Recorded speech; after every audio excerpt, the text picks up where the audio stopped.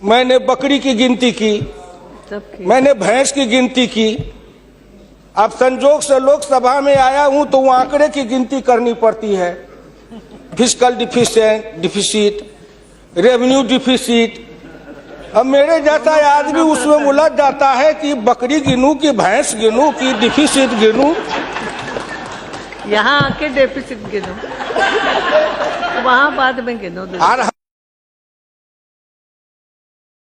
इसमें मेरे गांव की जो गरीब औरतें हैं, जो खेत में काम करती हैं, पसीना बहाती हैं, मिट्टी पानी में सरती हैं, उनके शरीर से बदबू निकलता है।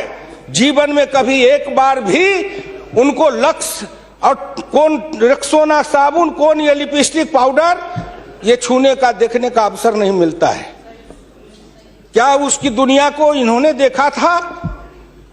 मैं उन्हीं से पूछना चाहता हूं। अब तो बड़ी बड़ी बात करते हो, आगे दिन पीछे गए, गुरु से किया न है तब पछतावा होत क्या, चिड़िया चुग गई खेत।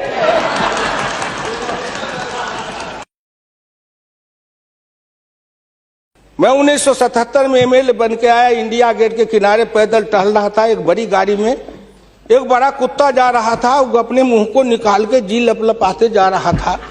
मैं गांव का आदमी खड़ा होकर सोचने लगा, कुत्ता जरूर कुछ कह रहा है। मैं एमपी था, कभी दिल्ली देखा नहीं था।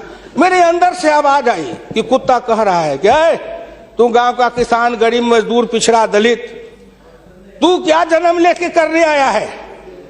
तुझसे मैं सौभाग्यशाली हूं। देख, मैं ठंड गर्म गाड़ी में बैठा हूं, केक खाता हूं, ऑमलेट कटलेट खाता हूं, गद्दे पर सोता हूं।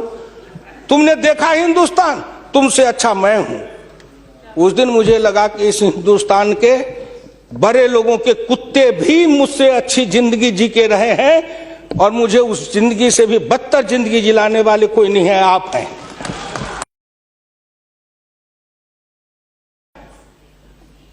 क्या हिंदुस्तान के पिछड़े और दलित समाज के लोगों ने अपराध किया था कि उसमें जन्म लिया? किसी ने भगवान के यहां दरखास्त दिया था कि मुझको तेली बना दो, मुझको लोहार बना दो, मुझको कुर्मी बना दो, मुझको कहार बना दो, मुझको अहिर बना दो, मुझको कलवार बना दो? कोई दरखास्त देके तो नहीं आया।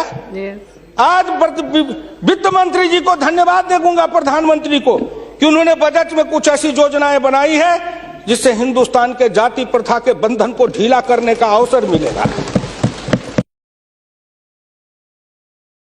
हिंदुस्तान के गांव के गरीब पिछड़े दलितों ने मिलकर कन्याकुमारी से कश्मीर तक, कामरूप से द्वारका धाम तक, इस आसान मान के साथ आपके शब्दों में, जिनको आप अपने ऑफिस के आगे चाय की दुकान खुलवा रहे थे, वो चाय की बेचने वाला, रेल के फुटपाथ पर पानी पिलाने वाला गरीब निर्धन, जिनकी मां मजदूरनी का काम करती थी, ऐसे के बेटा को भारत के प्रधानमंत्री की कुर्सी पर बैठाया कि नरेंद्र मोदी आएगा, भारत का प्रधानमंत्री बन जाएगा, गांव गरीब किसान मजदूर के भाग्य चमक जाएगा। उन्होंने इसलिए सपना को देखा है। वो हो जाएगा क्या?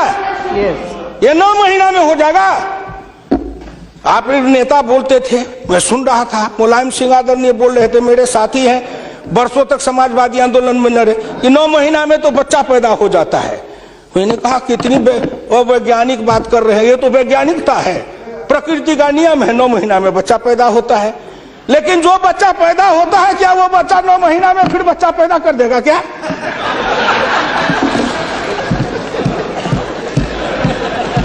कितनी आप वैज्ञानिक बात बोल रहे हो? इस सरकार का 9 महीना हुआ, 10 महीना हुआ, सरकार पैदा हुई, अब क्या सोचते हो?